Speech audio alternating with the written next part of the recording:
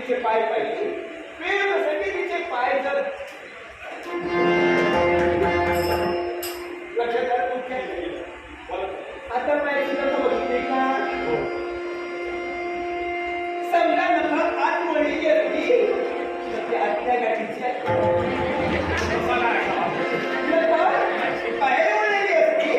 तर फायदा पुन्हा पुन्हा पुन्हा पुन्हा काढायचा आणि प्रेम सगळी चिन्हच्या टोकावर जर काळा डाग असला तर बोललेलं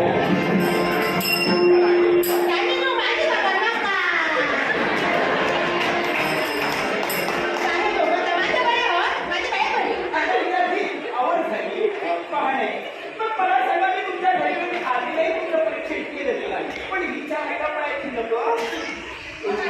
पहिल्या तर